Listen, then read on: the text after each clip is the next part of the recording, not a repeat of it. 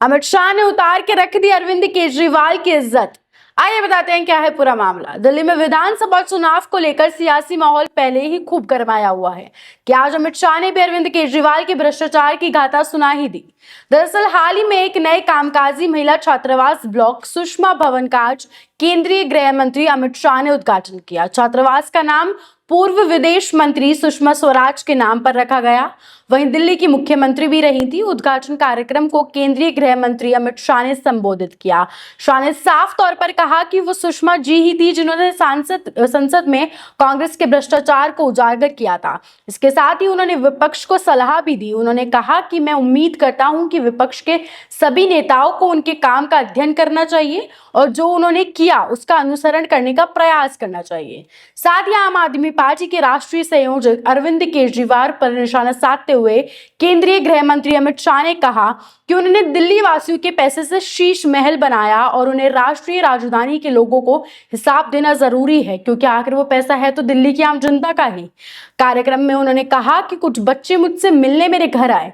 मैंने उनसे पूछा कि अरविंद केजरीवाल ने दिल्ली के लिए क्या किया, तो एक बच्चे ने उन्हें बताया कि उन्होंने उनके पैसे से एक बड़ा शीश महल बनवाया है। अमित शाह ने आगे कहा कि जब अरविंद केजरीवाल राजनीति में आए थे तो उन्होंने कहा था कि वो सरकारी गाड़ी या सरकारी बंगला नहीं लेंगे।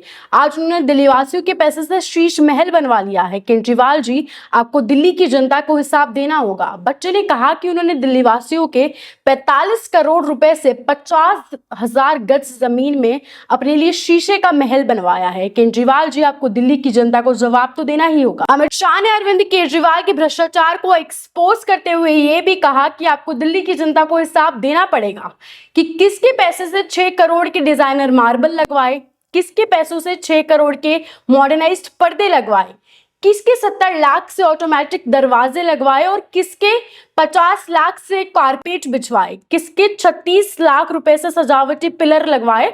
और तो और जहां दिल्ली की जनता गर्मियों में पानी की किल्लत से तरसती है, ऐसे में आपने 4 लोगों के परिवार में 15 करोड़ का वाटर सिस्टम किसके पैसों से लगवाया? इसका जवाब तो आपको दिल्ली की जनता को देना पड़ेगा।